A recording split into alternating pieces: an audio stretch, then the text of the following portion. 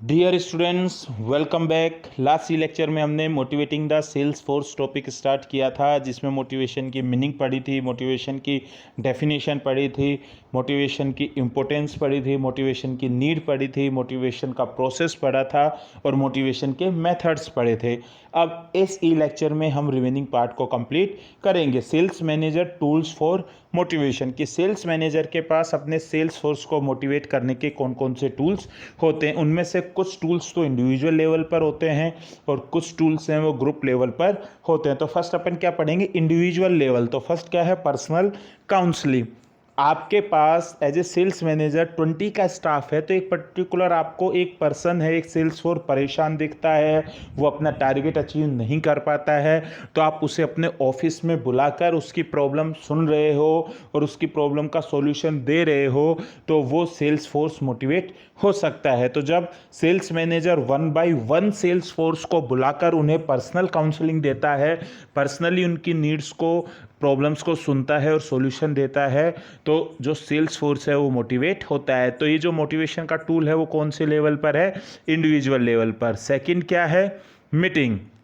Meeting का यहाँ पर क्या मतलब होगा कि जो सेल्स मैनेजर है उसकी टीम में जितने भी एम्प्लॉयज़ हैं, तो एम्प्लॉयज़ हैं, तो अगर आपने देखा होगा कि जो लार्ज ऑर्गेनाइजेशन है उसमें जो टॉप सेल्स एग्जीक्यूटिव है उसके लिए इम्प्रैक्टिकल होता है कि वो हर टेरिटरी में जाकर हर किसी से पर्सनली मीट कर सके। तो there are other ways to maintain personal contact with sales person. तो one is to arrange individual conferences between sales person and the top sales executive during regional और नेशनल मीटिंग।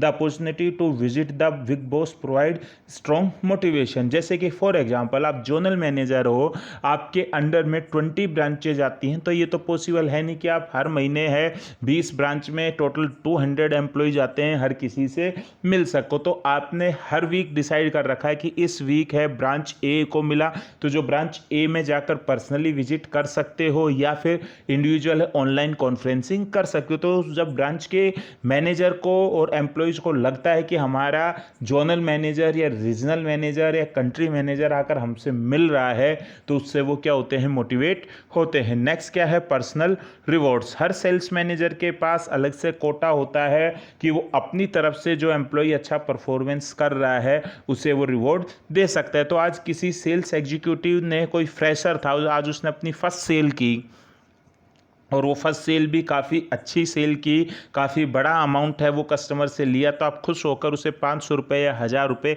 अपनी तरफ से अलग से क्या दे सकते हो, रिवॉर्ड दे सकते हो। तो ये क्या होता है, पर्सनल रिवॉर्ड। तो ये सेल्स मैनेजर के टूल्स होते हैं मोटिवेशन के इंडिविजुअल लेवल पर, जो खुद अपने लेवल पर करता है, पर्सनल काउंसलिंग, मीटिंग्स और पर्सनल रिवॉर्ड्स। अब नेक्स्ट क्या है, ग्रुप लेवल, जो एक साथ सब एग्जीक्यूटिव्स के लिए किए जाते हैं। तो फर्स्ट क्या है, सेल्स कॉन्टेस्ट। तो जो सेल्स कॉन्टेस्ट है वो आपको बताया था, इसमें फाइनेंशियल और नॉन फाइनेंशियल रिवॉर्ड्स दिए जा सकते हैं। शॉर्ट टर्म के लिए होते हैं, 1 हफ्ते के लिए, 10 दिन के लिए, 2 दिन के लिए, और उसमें जितने भी ब्रांच में एम्प्लॉयज हैं, सपोज 20 सेल्स फोर्स हैं, सबके लिए कॉन्टेस्ट ओपन है कि जो एक दिन में 3 सेल करेगा 1500 रुपये, 2 सेल करेगा 1000 रुपये और 1 सेल करेगा 500 रुपये। तो जो सेल्स फोर्स है उनके बीच में आपस में कॉन्टेस्ट हो जाता है, कंपटीशन हो जाता है, और जहां पर उस वीक में ऑन एन एवरेज डे में 20 सेल आ रही थी, हो सकता है 30-32 सेल आ जाएं। तो 10-12 सेल जो इंक्रीज हुई वो किसकी वजह से इंक्रीज हुई है, कॉन्टेस्ट की वजह से इंक्रीज हुई है। सेकंड क्या है, sales meeting, seminars and conference. जो सेल्समैन होते हैं इस तरह की मीटिंग लेने के लिए वो सोचते रहते हैं, इस मीटिंग से उन्हें अपॉर्चुनिटीज़ मिलती है कि वो अपने कलीग से मिल सकें जो कि दूसरी ब्रांच से हैं, दूसरी जगह से हैं, और सेमिनार और कॉन्फ्रेंस से है उनको अपने प्रोडक्ट के बारे में पता चलता है। सेमिनार और कॉन्फ्रेंस से उन्हें है अपने प्रोडक्ट्स, कंपनी, ऑर्गेनाइजेशन की रूल्स, रेगुलेशंस, पॉलिसीज़ के बारे में पता चलता है। जैसे फॉर एग्जांपल जो ऑर्गेनाइजेशन है उसकी पूरे साल भर में एक सेमिनार होती है, एक कॉन्फ्रेंस होती है, जिसमें जितने भी टॉप परफॉर्मर्स हैं वो अपने एक्सपीरियंस शेयर करते हैं, और वहाँ पर 2-2.5 हज़ार जो एम्प्लॉयज हैं सबको एक साथ बुलाकर उस सेमिनार को अटेंड करवाया जाता है। तो इससे भी जब टॉप परफॉर्मर को सुनते हैं तो उन्हें भी लगता है कि कल को मैं भी वहाँ जाकर अपना एक्सपीरियंस शेयर करूँगा, तो उससे जो सेल्स फोर्स है वो मोटिवेट होता है। नेक्स्ट क्या, in house publications, achievement circulars. हर ऑर्गेनाइजेशन के इन हाउस पब्लिकेशंस होते हैं जिसमें जो भी टॉप परफॉर्मर होता है उसकी फ़ोटोग्राफ आती है, उसकी इमेज है, उसका नाम है, उसकी ब्रांच है और उसने कितना टारगेट अचीव किया वो आता है। वो कंपनी की वेबसाइट पर भी लगा होता है, वो कंपनी का जो पब्लिशिंग है, कैटलॉग है, ई सर्कुलर है, वहाँ पर भी वो इन्फॉर्मेशन रहती है। तो जब वो देखता है सेल्समैन अपनी फ़ोटोग्राफ, अपने अचीवमेंट्स हर जगह, तो वो क्या होता है, मोटिवेट होता है। नेक्स्ट क्या है, इन हाउस ट्रेनिंग या रीओरिएंटेशन प्रोग्राम। तो जो सेल्स मैनेजर है वो अपने एम्प्लॉयज़ को ट्रेनिंग प्रोवाइड करा कर भी मोटिवेट कर सकता है।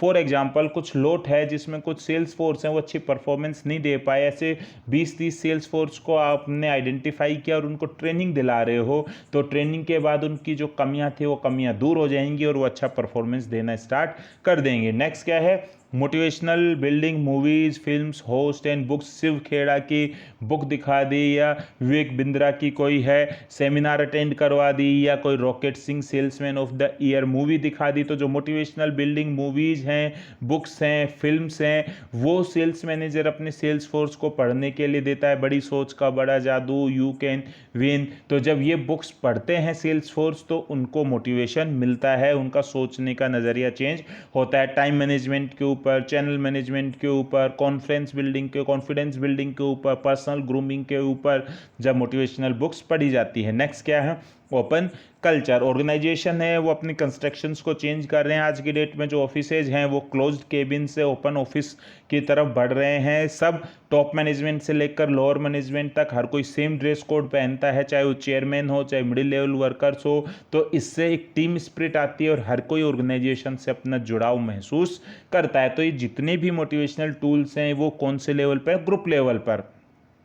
आप ऑफिसेज बना रहे हो ओपन, सबके लिए ड्रेस कोड रख रहे हो सबके लिए, तो ये कौन सा कल्चर होगा, ओपन कल्चर। तो ये भी कैसा होगा, ग्रुप लेवल पर होगा। तो ये कुछ मोटिवेशनल टूल्स हैं। कुछ तो इंडिविजुअल लेवल पर हैं जैसे personal counselling, meetings, personal rewards. कुछ ग्रुप लेवल पर हैं जैसे sales contest, sales meeting, seminars and conferences, in house publications, achievement circulars, in house training या reorientation programmes, motivational building movies, motives, films, host and books.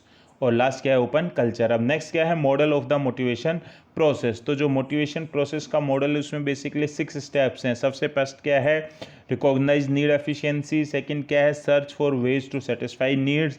Third क्या है, establish goal directed behaviour. Fourth क्या है, performance.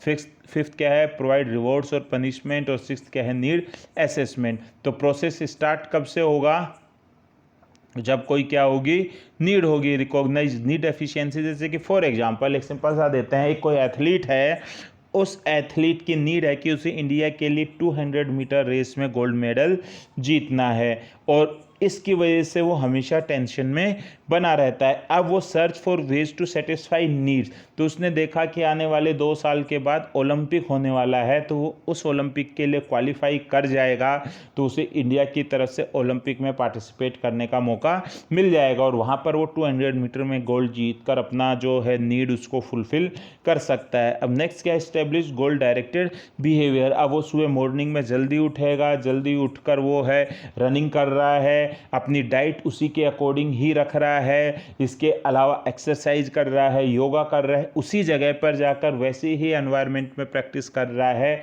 जैसे कि Olympics होने वाले हैं। फिर नेक्स्ट क्या है, परफॉर्मेंस। अब जब उस दिन ये 200 मीटर की रेस हो रही है, उस दिन वो दौड़ा और ऐसा दौड़ा कि उसने गोल्ड मेडल अचीव कर लिया, तो उसने अपनी परफॉर्मेंस दी। परफॉर्मेंस से उसे क्या रिवॉर्ड मिल गया, इंडिया के लिए 200 मीटर रेस में गोल्ड मेडल मिल गया और वो हैप्पी हो गया, उसकी वो जो नीड है वो क्या होगी, सेटिस्फाइड होगी। तो बेसिकली ये मोटिवेशन प्रोसेस के 6 क्या होते हैं, स्टेप्स होते हैं। पहला क्या है, रिकॉग्नाइज नीड एफिशिएंसी। सेकेंड है, search for ways to satisfy needs. Third क्या, establish goal directed behaviour. Fourth, performance. Fifth, provide rewards और पनिशमेंट। और सिक्स क्या है, नीड असेसमेंट। और यहाँ पर एक ध्यान देने योग्य बात यह है कि motivation is the continuous process. One time process नहीं है कि कोई लाइफ में केवल एक बार ही मोटिवेट होगा। हर पर्सन है वो लाइफ में मोटिवेशन होता है, तो जैसे ही एक मोटिवेशन प्रोसेस पूरा होता है दूसरा मोटिवेशन प्रोसेस स्टार्ट हो जाता है। जैसे कि कोई पर्सन पैदल चल रहा है तो उसको साइकिल मोटिवेट करेगी कि काश मेरे पास साइकिल हो, तो जैसे ही साइकिल उसे मिल जाएगी वो साइकिल खरीद लेगा। फिर उसको मोटरसाइकिल मोटिवेट करेगी कि मेरे पास साइकिल की बजाय मोटरसाइकिल हो। जब मोटरसाइकिल है वो परचेज कर लेगा तब उसे कार क्या करेगी, मोटिवेट करेगी कि काश मेरे पास कार हो। तो जैसे जब उस कार परचेज कर लेगा तो हैचबैक कार परचेज की तो फिर करेगा कि सेडान कार हो, फिर एसयूवी कार हो, फिर लग्जरी कार हो। तो जैसे जैसे एक अचीवमेंट पूरा होता जाता है लाइफ में दूसरी चीज़ें हमें मोटिवेट करती जाती हैं। तो जो मोटिवेशन है वो बेसिकली कंटिन्यूअस प्रोसेस है। तो इसी के साथ ही आपका जो मोटिवेटिंग द सेल्स पर्सन वाला टॉपिक था ये टॉपिक कंप्लीट हो गया। तो सेल्स की जो जॉब है वो चैलेंजिंग जॉब है। सेल्स की जो जॉब है उसके लिए सेल्स फोर्स को मोटिवेट होना बहुत ज़रूरी है, क्योंकि अगर सेल्स फोर्स मोटिवेट नहीं होगा तो वो अपने टारगेट अचीव नहीं कर पाएगा। और जो सेल्स मैनेजर है वो सेल्स फोर्स को कंटिन्यूसली क्या करना चाहिए, उसे मोटिवेट करना चाहिए। और सेल्स मैनेजर सेल्स फोर्स को मोटिवेट कब कर पाएगा, जब वो खुद क्या होगा, मोटिवेट होगा। Thank you very much.